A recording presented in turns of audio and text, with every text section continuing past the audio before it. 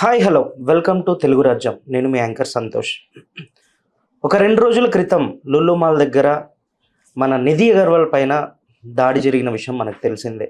ఈ దాడి వెనుక పెద్ద హీరోల హస్తం ఉందా అనే దానిపైన మాట్లాడడానికి మన ముందున్నారు భరద్వాజ్ గారు. నమస్తే సార్. నమస్తే. మొన్న లుల్లు మాల్ దగ్గర నిధి అగర్వాల్ పైన దాడి జరిగింది సార్. లైక్ ఎట్లా అంటే ఫ్యాన్స్ అందరూ జనాలందరూ మీద పడిపోయి ఆమెను ఎక్కడెక్కడో అన్వాంటెడ్ పార్ట్లలో టచ్ చేయడము, చేతులు పట్టుకోవడము, అది పట్టుకోవడం, ఇది పట్టుకోవడం, అండ్ ఒక్క ప్రొటెక్షన్ లేకుండా, అంటే ఒక 10 మంది బౌన్సర్స్, 10 మంది బాడీ గార్డులు లేకుండా ఒకటే బౌన్సర్ కనబడి ఒక వీడియో అయితే వైరల్ అవుతుంది సార్.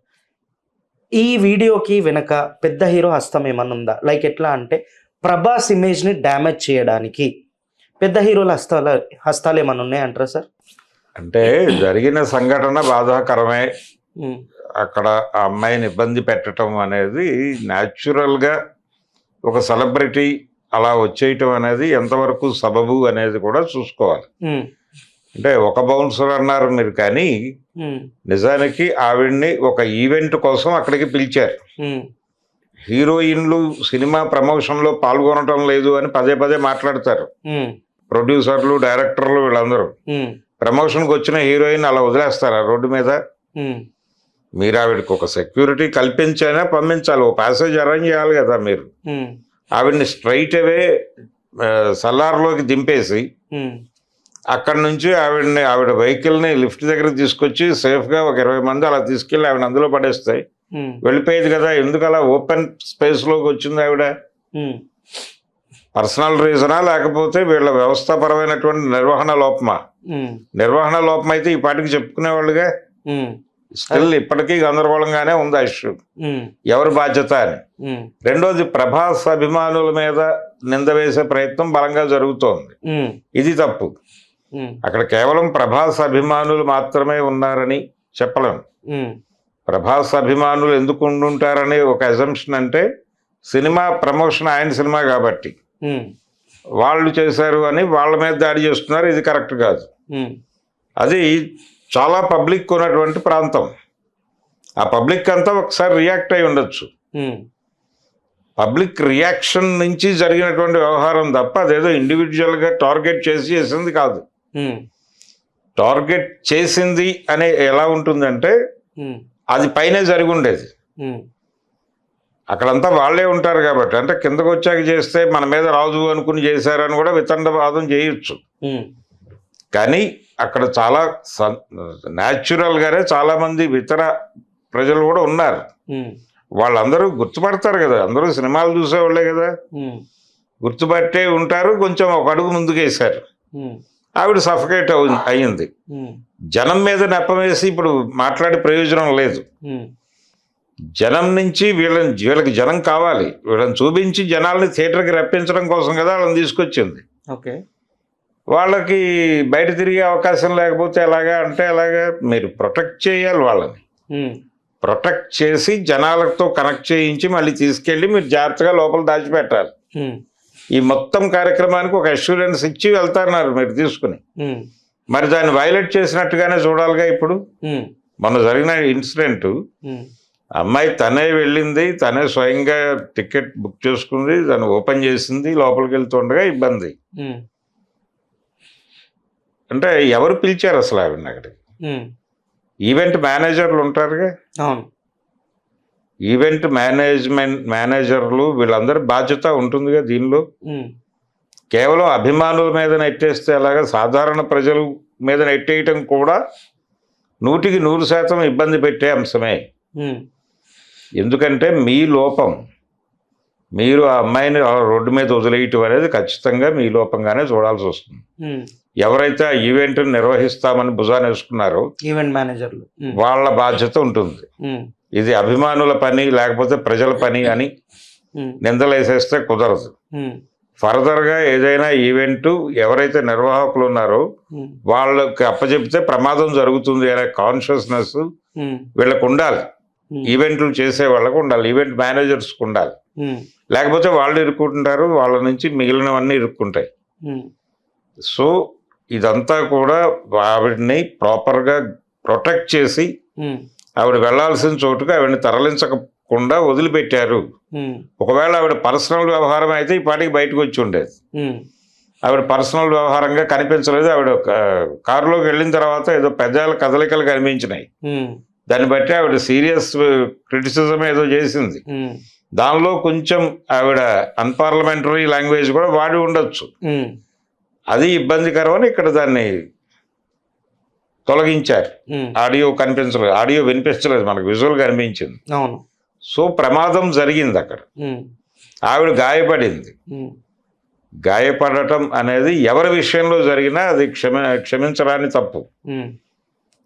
అది ఇక్కడ జరిగిపోయింది. దాని మీద కదా డిస్కస్ చేయాల్సింది. మిగిలిన గోలంతా ఎందుకు మాట్లాడుతున్నారు జనాలు అంటే ఏమంటున్నారంటే సార్, ప్రభాస్ ఇమేజ్ ని డ్యామేజ్ చేయడానికి వేరే పెద్ద హీరోలు కావాలనే ఇలా చేపించారు. పెద్ద హీరోలు ఈవెంట్ మేనేజర్తో కుమ్మక్కై ఉండాలి, లేదు జనాలతో కుమ్మక్కై ఉండాలి. మరి అంతలా కుమ్మక్కైపోతారని నేనైతే అనుకోను. కానీ వీళ్ళు ప్రెజర్ క్రియేట్ చేశారంటే కొంచెం అర్థవంతంగా ఉంటుంది. అక్కడ ఒత్తిడి క్రియేట్ చేయటంలో వాళ్ళు రోల్ తీసుకున్నారు అంటే సరే జరిగి ఉండొచ్చు అనుకోవచ్చు. కానీ ప్రతిదీ స్కీమే అనేసి అనటం కొంచెం ఇబ్బంది. రెండోది, ఒక హీరో సినిమాని ఇప్పుడు చివరికి వచ్చేసాం, వాళ్ళు డేట్ చెప్పేశారు, ఇవన్నీ నడుస్తున్నాయి. 9వ తారీఖు సినిమా రిలీజ్ అవుతుంది కదా. ఎలాగూ 9వ తారీఖు ఆ పండగ మూడ్లో సినిమా చూసి ఎలా ఉంది ఏమిటనేది చెప్పేస్తారు ఎలాగూ. కాబట్టి ఈ సినిమా రిలీజ్ దగ్గరకు వచ్చేస్తోంది. ఒకవేళ సినిమాని ప్రమోట్ చేయడానికి వీడియో ఏదైనా వాడారు అన్నటానికి కూడా అవకాశం లేదు. ఎందుకంటే వీడియోనే ఆమె ఇబ్బంది పడుతున్న వీడియోనే. ఇబ్బంది పడుతుంది, ఇబ్బంది పడటం మాత్రమే కదా, ఆవిడ నెగిటివ్ గా మాట్లాడుతుంది లోపలికి వెళ్ళి. అవును, లిప్ సింక్ మనం అబ్జర్వ్ చేస్తే కొంచెం ఇరిటేట్ అయింది. పార్లమెంటరీ లాంగ్వేజ్ యూజ్ చేసినట్టే అనిపించింది. సో ఏదేమైనప్పటికీ దీని మీద ఒక విచారణ జరగవలసిన అవసరం ఉంది. వాళ్ళు డిపార్ట్మెంట్ని ఇన్వాల్వ్ చేస్తే వాళ్ళైనా దర్యాప్తు చేసి పెడతారు. లేదు ఇది ఛాంబరు, ఇప్పుడు అమ్మాయి రకరకాల ఆర్గనైజేషన్స్ లో మెంబర్ కూడా అయి ఉంటుంది కదా, నిధి అగర్వాల్. ఛాంబర్కి వెళ్ళి కంప్లైంట్ లాంచ్ చేయాలి కదా, చేస్తే వాళ్ళు టేకప్ చేస్తారు కేసుని. అది కూడా జరిగినట్టుగా ఎక్కడ రిజిస్టర్ కాలేదు. అంటే పవన్ కళ్యాణ్ గారు కూడా మాట్లాడేశాడు దీని మీద. రకరకాల అంటే సినిమా పరిశ్రమతో సంబంధాలు ఉన్న వాళ్ళందరూ మాట్లాడారు. ఏమిటి దారుణం అని, ఏమిటి దారుణం అని మాట్లాడటం కాదు చేయాల్సింది. ఈ దారుణం జరగటం వెనకాల ఎవరెవరి లోపం ఉందనేది ఒక లిస్టు ప్రిపేర్ చేసి వాళ్ళ మీద కూర్చోబెట్టి మాట్లాడండి. అందులో అభిమానులు రావచ్చు, ఈవెంట్ మేనేజర్ రావచ్చు, మరొకటి రావచ్చు, రానివ్వండి. వాళ్ళని కూర్చోబెట్టి సార్ట్ అవుట్ చేసి ఇలాంటి తప్పులు భవిష్యత్తులో జరగకుండా చూసుకోవాలి.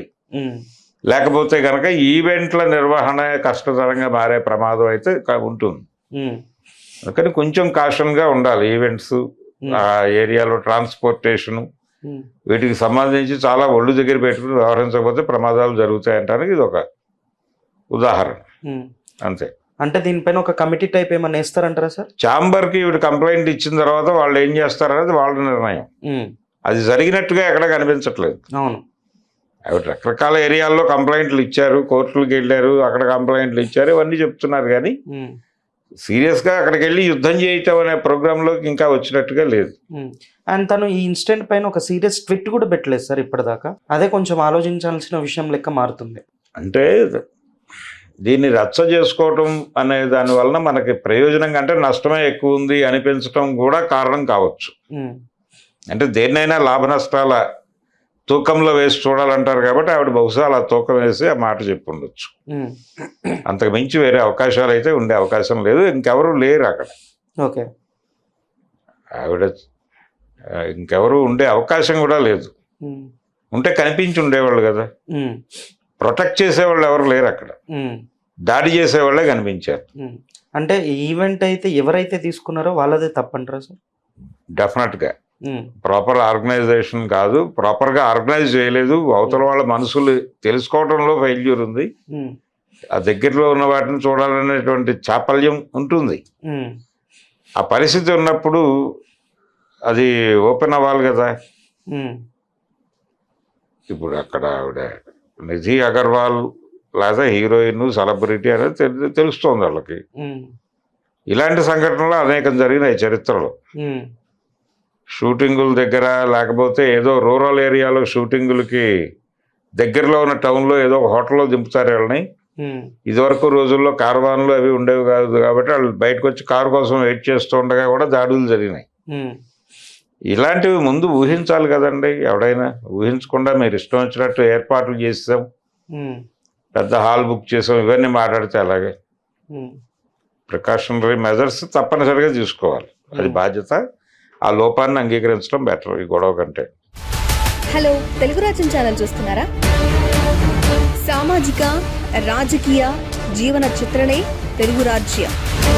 అతిశయోక్తులు, అసత్యాలు ఉండవు. రాజకీయ కోణం కాదు, ప్రజా కోణమే కొలబద్ద. తెలుగు రాజ్యం వీక్షణ మీ ఉత్తమ అభిరుచికి నిదర్శనం.